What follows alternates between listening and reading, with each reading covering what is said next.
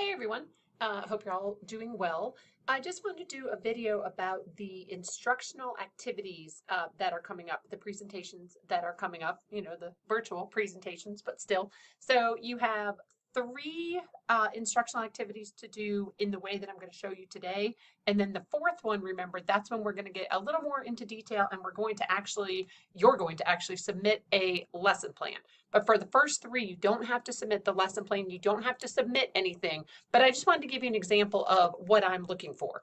And remember, you will use the activities from the textbook that are called instructional activities. I'm going to do a sample today that is not one of the instructional activities, but you will do the ones that say instructional activities, and I'll show you those at the end of the video. So I just wanted to show you, and I will post both of these documents. So I kind of looked at the FMU lesson plan template, which you may have seen this point in your program, or you may have not have seen. So I changed it a little bit. So it's not really a full lesson per se, but it's pretty close. And the reason I am using this template for you is because this is a methods course. So I want you to take these assignments seriously and put some thought into them. And in the past, I've seen, students did a good job, but they submitted an activity and it was done in like a minute. I don't really think you learn anything from submitting like a 1-minute video. So I want you to take some time and look back in the syllabus. Ooh, hair's falling all over the place. I want you to look back in the syllabus at the requirements and make sure, I think I said what, 7 to 10 minutes, something like that. So make sure that you're taking some time with these activities and not just saying, okay, here's my activity, the end, bye. So I want you to look at this template, okay? And again, it's kind of an abbreviated template. So what I want you to do is think about the activity name, the page number, the topic, if there is one, which I'll tell you mine in just a second. How are you going to determine if the students got anything out of this instructional activity, right? You should be doing these instructional activities, not the ones for this class, but down the road in the future, if you use some of these instructional activities, there should be a purpose, right? There should be a reason why you're doing the activities. So how are you going to know if the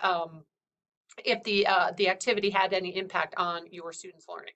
Okay, so I want you to think about that. I want you to think about the teacher materials needed and student materials needed, and you can kind of group those together. And then I want you to think about the lesson overview, right? Today we're going to activation of prior knowledge, okay? And if you've seen the lesson template before, kind of all of these things, all the way down to like attention getter, fall under like the lesson overview section, okay? So activation of prior knowledge, purpose and relevance, and you can combine one of them, might have a stronger purpose than the relevance, purpose and or relevance, I should say, okay? Expectations for learning and behavior, and attention getter, how are you going to draw them in, get them interested in what you're talking about? And then the model, that's where watch me, right? It's my turn. I'm going to show you something. Watch me. I'm going to do it. Guided practice is really that we do together, right? Okay, let's work together. And, you're going to provide some support, you as a teacher, but the students are going to start taking a little more ownership, and then they're going to get to independent practice, which is really where they should be able to do this on their own, maybe with a partner, that could still be considered independent practice. I'm using air quotes today a lot for some reason. I don't really know why. They should be able to start doing this by themselves. And then assessment criteria for mastery. So going back up to what you set up here, making sure they match. And then closure with student involvement, okay? Not just, okay, today we learned blah, blah, blah, the end, see you later, goodbye. No, no, no, no, no. Use the students, involve the students in that closure, and I'll show you an example in just a second. So here is the little kind of checklist that I will use for this, and I know it's weird because the camera's the camera's up here, but the screen is over here, but the other things are there, so I know my eyes are going all over the place. So activity name, number, page number, just what we just talked about over here. Teacher and student materials needed, lesson overview, right? Activation of prior knowledge, purpose, relevance, expectations, attention getter, model, guide practice, independent practice, assessment, does it match the criteria? And it doesn't have to be a formal assessment, right? It does not have to be a test. It could be another way to assess their learning, and then closure with student involvement. If you are onto me, you will have counted these and realized, well, there are 12 boxes there, but this assignment's only worth 10 points, each one of them. You're right. So think of it as an opportunity to earn 2 extra credit points for each instructional activity that you submit, okay? So you're welcome. So on here, Yes, there are 12 points. On the syllabus, it's only worth 10 points. Each instructional activity, right? The three are only worth 10 points. So again, 2 possible extra credit points per each activity. All right, so let me show you my example. And I am going to use, I have a lot going on and I have a feeling I'm going to run out of time. All right, I'm going to use this activity. So this right here, it says evidence-based practice. You are not doing the evidence-based practices. You are doing the ones that say instructional activities. And you can find those under each chapter where they are. Where it says right here, instructional activities. Okay, so don't do ones that say evidence-based practice, do the ones that say instructional activities. And I'm not going to go to any, again, just for time. So I'm going to use the FAST strategy as my example today. Okay, so hi everybody. Today we're going to learn a new strategy. It's called the FAST strategy. It is on page 93 of your textbook. So as you can see, oh, you can't see where it says page 93, but there's page 93. All right, so it's on page 93, and again, the name is FAST, an interpersonal problem-solving strategy. All right, so I'm trying to I have this in front of me. Excuse me, I have the other one in front of me. I have this in front of me and I have notes on it so I can keep the FAST strategy up on the screen for you all as I do my demo. Okay, so I had already started. All right. So the teacher and student materials needed, they will need a problem-solving box in the classroom because we talk about that over here. There's a problem-solving box. And then the students will also need worksheet 4.9, which is on the next page, okay? And this is apply the concept. So I will use the worksheet 4.9 as their assessment. Okay, so the lesson overview. Today we're going to learn a new strategy to help learn to solve our problems. Activation of prior knowledge. Have you ever had a disagreement with your friend, your brother, your sister, etc.? Oh, you did? Oh, what happened? They wouldn't share their toys. Well, that is just terrible. What did you do? Right? So getting that prior knowledge going. And I'm going to, for this one, you can certainly go in any order that you want. Okay, so I just did the activation prior knowledge, the overview. I'll do the purpose and relevance in a minute, but I'm going to do the attention getter first and then come back. Okay, so I know I keep kind of stepping in and out of the presentation mode. So you all will not do this. You'll just present, right? I'm just trying to show y'all what's happening. All right, so, oh, they wouldn't share their toys? Well, that is too bad. Well, today, first, what we're going to do, we're going to listen to a story about llama, time to share. Apparently, this llama would not share, maybe just like your brother didn't share. So we're going to listen to this story. So that's my attention getter, right? We're going to listen to this story, and then we're going to learn this new strategy called FAST. Okay, so the purpose of this, and this one, some of them might have purposes right in the activity. Mine does. I'm not going to read it again just for time, but here is the purpose. Purpose of FAST is to blah, blah, blah, blah, blah, right? There's the purpose. That's what I would say, okay? And then let's see, expectations for learning and behavior. I expect you all to sit like,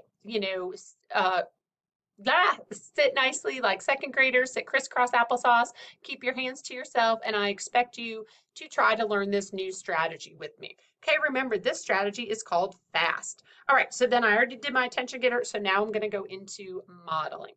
Okay, everyone, so today we're going to learn a new strategy called FAST, and let me tell you what this strategy means, or what the letters stand for. So we have the letters F-A-S-T. I'm going to try to be fancy, y'all, but it's probably going to be backwards. Is it? I don't know. I can't see. Oh, there it is. Okay. Oh, this strategy is called FAST, and it stands for F, freeze and think. What's the problem? A, alternatives. What are my possible solutions? S, solution evaluation. Choose the best solution. Is it safe for everyone? And is it fair to everyone? And then try it. Slowly and carefully. Does it work? Let me tell you again. This strategy is called FAST.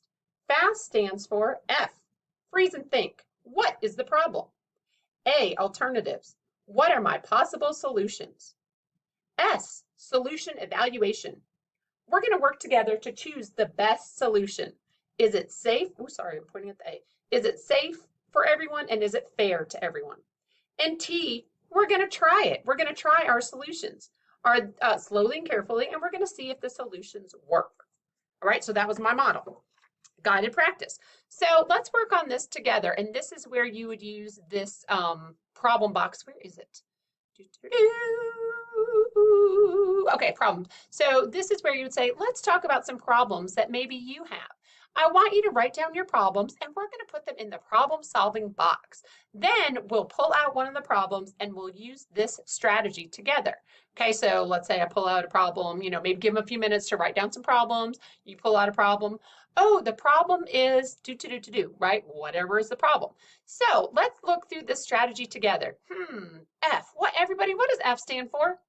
Oh, freeze and think. You're exactly right. So what is the problem? Maybe read the problem again. Good. You're exactly right. Maybe write it on the board. I had some issues with the dry erase board, the markers. I'm not really sure why, but this is all I could find. So maybe write the problem up on the whiteboard or something like that. Everybody, what does A stand for? Look up here if you forget. Alternatives. Good. What are my possible solutions? Well, so here's our problem. Let's see if we can come up with some solutions together. Great. All right, now let's look at the S. Who can tell me, everybody or you, what does S stand for? Solution evaluation, right? So we're going to look and see if we can find the best solution for our problem that we mentioned up here in the letter F. Okay, so they mentioned some solutions. Great, let's try some of those solutions. Let's see if they work. So everybody, and I kind of just told you the answer. Everybody, what does the T stand for? Try it. Good. Let's see if our strategies work. Okay, so good. So that was kind of some guided practice. Okay, now it's your turn. I want you to look at, and by the way, in this case, the independent practice and the assessment can be the same thing, right? And that's fine. So now it's your turn. I want you to look at this activity sheet for FAST. So here is the problem, everybody. You are in the cafeteria. Another student keeps bugging you, blah, blah, blah, blah. So maybe this first side you do together, right, as guided practice, or you have them do that independently, right? Okay, everyone, so here's the problem. I want you to take a few minutes. You can talk to your neighbor if you want, and think about what is the problem? What are your possible solutions?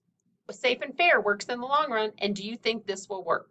So that's what I would do. I'd have this either maybe with a partner, right? Have them work with their little shoulder partner, something like that. And then this one, because there's another example, oh, everyone, this last one, this is what you're going to do for your exit ticket to get out today. So you can read the problem to them. A friend of yours is upset. She is teased a lot, especially by a boy named Kenny. Oh, that Kenny. And if you have a boy named Kenny in your classroom, make sure to change the name. Just call it like somebody else so Kenny doesn't think you're picking on him. She told you that she wants to run away from school. What could you tell your friend to help her solve the problem?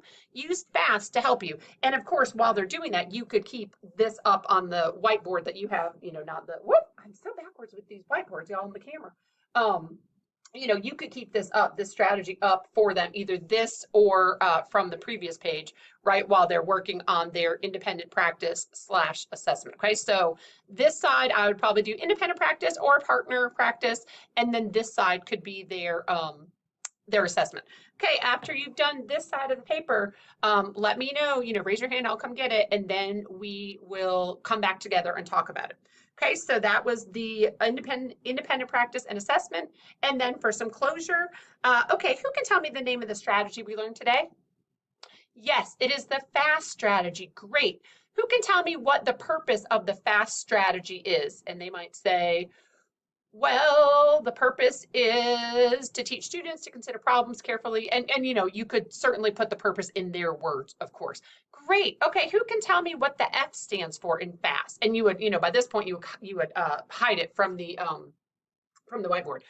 F. What does that stand for?